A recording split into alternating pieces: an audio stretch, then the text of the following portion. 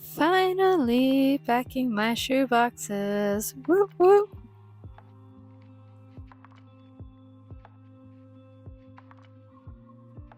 Now I know some of you are going to be curious as to why this box looks a little bit different.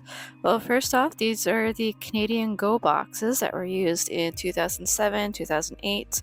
We found a bunch at my church. I took them all and now I'm using them up. So one of the main things is you got the English and French versions of the logo because our country is officially bilingual. And as you'll notice, back then the label went right in the middle of the box. That doesn't happen anymore. We have to put it on the ends because the tape goes down in the middle.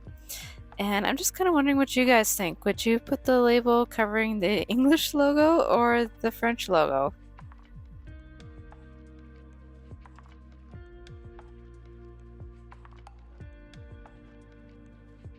Now, if you've been with my channel for a while, you'll know that I love putting calendar photos on the inside of the box lids.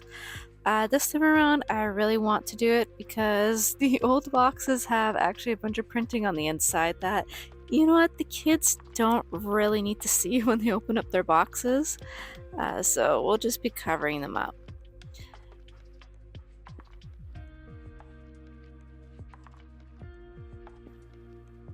So that looks like a good spot for it, but there's still a little bit of text at the bottom, so just gonna slide this down a little bit here. And also already noticed kind of like the first main issue of these boxes is right on the left hand side, the picture doesn't actually sit flush because of the fold over the side of the box. But with some scissors, managed to crop it down so it fits nice and flush in there.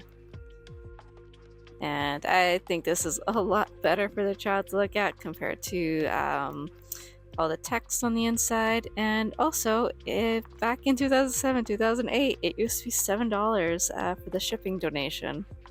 Fun. And also, you can get these double-sided glue tapes at Dollarama. They actually work very well for sticking those calendar photos on the inside of the boxes. Highly recommend.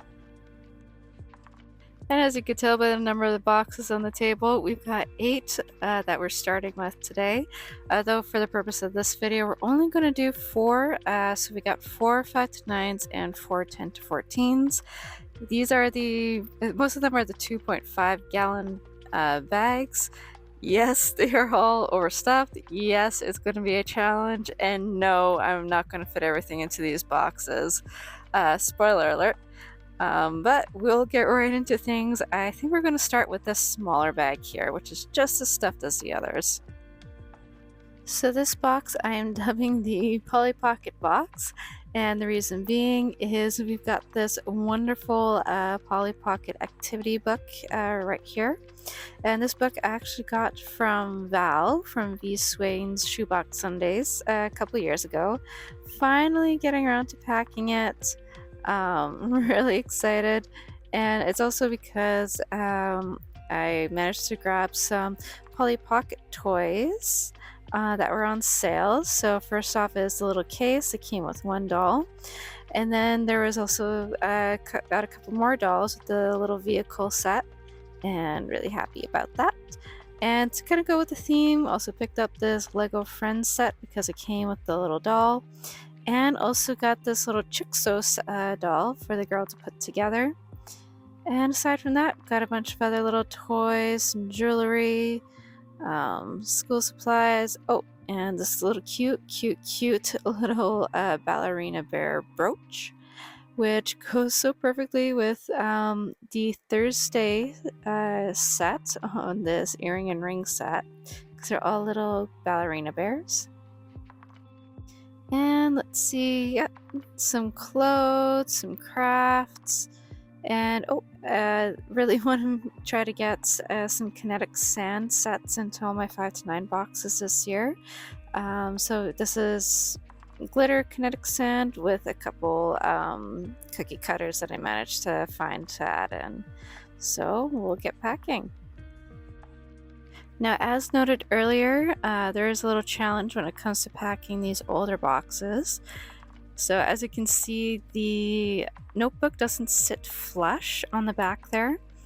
It curls a little bit, and that is because even though these boxes are roughly the same length as today's boxes in Canada, so about 10 3/4 inches, the fold over on the sides are roughly about 1/4 inch. So this is actually taking up a lot of space, even with it getting like kind of pushed to the sides. And that's going to be creating some challenges, especially because it is actually too short for this activity book now.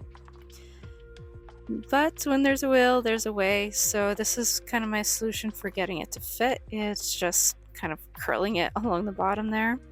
And just to make sure I'm using up the space adequately underneath the sides and the gaps, I've kind of packed it with some things. So some of the pencil crayons and some of the hygiene items. And you'll have to forgive me, I was really focused on trying to solve the challenges of this box that I didn't really record the full process. But here's the end result. This is what I was able to fit in. And in additional good news, I was pretty much able to make everything fit and close the box with minimal bulging. I am so happy with that. I'm trying to work hard on not bulging my boxes this year. Also, one thing about the design of this box is because there's like a little bit of, I guess, a dimple there, you don't get the dog-eared like today's modern boxes get. And I'll just show you quickly. Oh yeah, I put the ballerina brooch at the top of, or into the hole of the jewelry set, just because the card it was on was kind of like a little dirty looking. But again, a little peek at the calendar photo I used, and just a little peek underneath some of the clothing. So we got the Polly Pocket set there. There's some of the jewelry and calculator. And yeah, some more toys and bracelets, and a Lego set is inside that burlap bag there. Now, unfortunately, I didn't really have room to put a small plushie. Yeah, there's a glue stick, there's sand, and it kind of bummed me out actually. I kind of forgot to put plushies, or I kind of held off on putting plushies in all my pre-made bags. But lo and behold, when I went to bed after packing this box, I actually had a dream. And in that dream, I figured out how to put in a small plushie. And guess what? It worked. So just show you really quick. What really happened was I saw myself like just moving one of the pairs of underwear under, kind of like to the side of the activity book, and that allowed me to shift some things around to fit in this little black leopard plush. And I'm happy now. This girl has a plush, and I think she's got a very well-rounded set. And the plush also works because it's a Polly Pocket theme, so a lot of stuff is nice and small. And yes, I am very happy with this first box. On to the next one. Alright, so next up we've got a box for a boy 5 to 9, and this is actually kind of like one of my favorite themes here. This is a Grogu themed shoebox. So this one really got kicked off by a little stationery set that I've already tucked into the pencil kit. It has like Grogu, a little notebook, and some stickers. And then at Dollarama, I found this plush for $5. So we got Grogu in his little, I don't know what it is, his little carrying thing. There's also that coloring book on the side that I got from Dollar Tree. And like our previous box, if you've forgotten, we've got a spacing issue. And because of that, the coloring book is too long to fit in this box. So my workaround was to actually roll it up, also too thick, and I took some of the stuff out of my pencil kit and stuffed it on the inside just to make the most use out of the space here. Fit in about 3 pencils, pen, some of those elastics. That's what's left in the pouch. And also, while I was pulling things out of the pouch, I discovered I'd accidentally included 2 red pens. I mean, you don't have to include only one, but I figure I will put that one back into my filler stash to put elsewhere. But oh yeah, unfortunately the elastics were already popping out. But what's nice is once it was rolled up, it fit very well on an angle inside this box, and I'm just gonna work around it. Alright, so here's our first layer here, and yes, I'm showing you guys a little bit more of the process with this box. Now here is our Grogu plush, and if you're wondering where his little, I guess, carrier thing, whatchamacallit, is, this is actually one of those plushes where you can kind of like fold it within itself if I can get the tag open properly. So you can actually like stuff the carriage thing inside a Grogu and then kind of pull it out, so that's where he gets his, I guess, plushiness from. But look at him, isn't he so cute? And just to show you guys a little more, so I've got some flat things on the bottom here. Just whatever can kind of be tucked underneath the coloring book and around it. And we're just kind of skipping to the end here. So this is the final result of the box. So yeah, kind of emptied out the school kit on top. We got a washcloth. There are these green sunglasses. The pencil crayons. There's some underwear there. A few little toys, so like a marble kit and a little sand art plus the kinetic sand. Another pair of underwear, got a beaded necklace in the corner there. Just really trying to use up the space. And even the eraser. Didn't have any Star Wars themed erasers. I thought the frog one would do.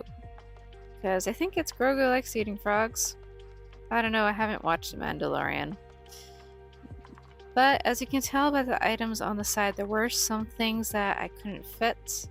And that included this little mini tabletop soccer game, which I was hoping. I kind of got enough for most of my boxes this year. Oh well. And there's also this little Lego kit. And also this fidget toy at the top here. But that's okay. I think this is a pretty well-rounded box. Got all the essentials in, and it's not bulging. And next up, we have a box for girl 5 to 9. And this particular box, it's kind of got a dual theme going on. We'll see how it works out. The primary theme is Hatchimals, and the secondary theme is the Forever Friends. And I kind of thought these would pair up nicely just because of some of the, I guess, Hatchimal items that I got. But I'll give you a little tour of the contents of this box because I didn't do it the other two. So first off, we got this kinetic sand kit, which has like this little egg cookie cutter in there. Kind of goes with the theme. Next up, her pencil kits. If I can get this open one-handed, that is. But yeah, well, we'll leave it. It's pencils, pens, whatnot, you know. We got her some scratch art, which I actually found at Dollarama, and I just split these up into nice little sets. Also from Dollarama, I've got this little Hatchimals activity pack. So it's got 2 pop-out coloring boards, actually no, 4. Some markers, a fun pad, some stickers. Then we got her jewelry. So each girl I'm trying to get the earring and ring set in, plus a little bear ballerina brooch. Got a macrame set, or craft kits, her pencil crayons, cutlery, and toothbrush kit. Also got some green sunglasses, kind of go with the green on these Hatchimal themed slippers. Yes, these are slippers. I saw these at Dollarama, hummed and hawed, and you know what? Yeah, went for it. And just so you know, these are going to be the most challenging thing that I'm packing in this box. Here's her notebook. along with a good variety of stickers that she'll be getting.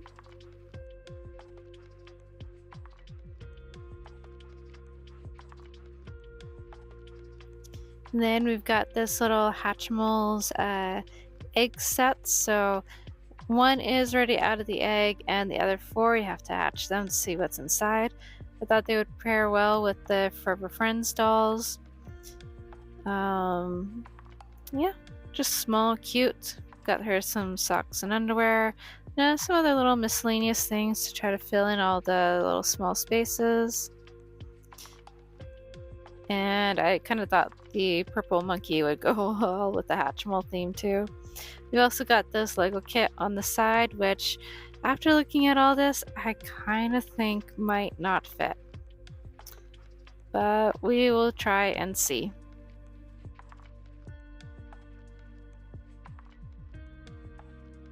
And this box was such a challenge that I didn't film any of it. But I will show you, this is what was not included in the box. So none of the dolls, the Lego set, and the kinetic sand, I just could not make it fit. Pretty much those slippers proved to be a real challenge. And the box does have some bulge, unfortunately. Hopefully while it's waiting for collection time, it'll get nice and compressed, maybe.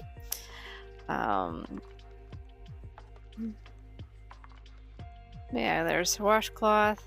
I did swap it out later for a thinner one just to try to reduce some of the bulk on the box. There's one of the slippers. I did try to stuff some stuff inside them, which might have caused some issues, but working with the space I got. Filled in all the nooks and crannies as best as I can. Got all the Hatchimal eggs in there. Jewelry on the side. A little plushie. Would like to fit it face up, but it was much better fitting face down. Glad I got it in. Again, tucked in the corners a little bit.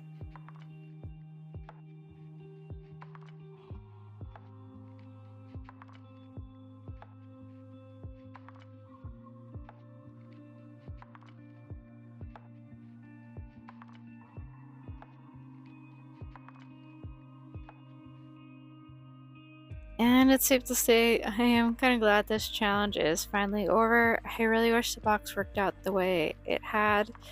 Probably if I had a bigger box or even the more modern day one, would have had a little bit more wiggle room to work with. And moving on to our last box here. So this is another one for a boy 5 to 9. As you can see, it's got quite a bit of a yellow vibe going on. So first off, we've got the toothbrush kit, plus the cutlery, some pencil crayons, and in these two bags here, we've got some marbles that I'm trying to make sure all the boys have this year. And we've also got some Lego that I'm also really trying to get into all my 5 to 9 and 10 to 14 boxes. Also got this little maze, a medal, a couple of tops. Also got some scratch art for this boy as well, plus some line themed items, which is kind of like my main idea for this box. Also got a yellow washcloth, that fidget toy, plus a whistle, some beads, and sunglasses. Also got a yellow car, and this kinetic sand kit, which I did not have any line shaped cookie cutters for. Also got a little Kinder Surprise egg on the side here, which is supposed to have like a little matching game inside. We got this mini tabletop basketball game, as well as some underwear and socks right over here.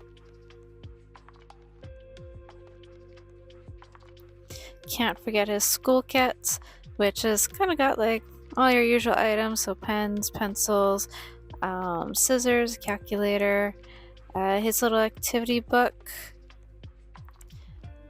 which is animal themed. It does have some lion stickers there, and one of the pages does actually have a lion, so it just kind of helps build out the theme that I had in mind initially. Also got some stickers, and I tried to make sure I picked out ones that had lions on them. Was happy to have this make a face lion sheet. And this is just a random sheet. And lastly, on the side of the box here, we've got an outfit. So it's got a little polo t-shirt and some shorts. And I am really hoping this all fits in the box. And you know what? I think this is off to a great start. I am really enjoying how everything is fitting.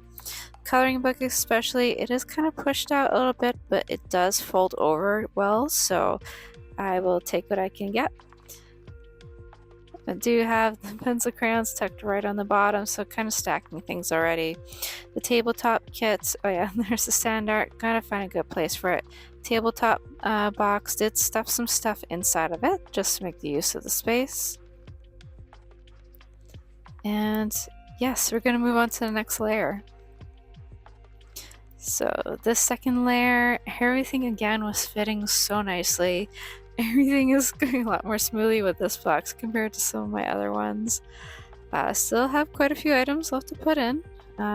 Hoping it all fits. Oh yeah, I can't forget that Kinder Surprise egg on the side there. We'll make do. And finally, we're all done. Now, as you can kind of tell, this box does have a little bit of a bulge to it. But we got the washcloth, the outfit in there. We've got our line themed items on the side. And also, again, was making sure I got everything tucked into the corners just to make the most use of the space. And hopefully this compresses while it is sitting in storage waiting for collection week. Now there were two items that I couldn't fit in, which was the sand and the Kinder Surprise egg actually. But I'm okay with that. I'm pretty well happy with how this turned out. Box does close with a little effort. I'll probably throw an extra rubber band on. But thanks guys for watching. See you in the next video.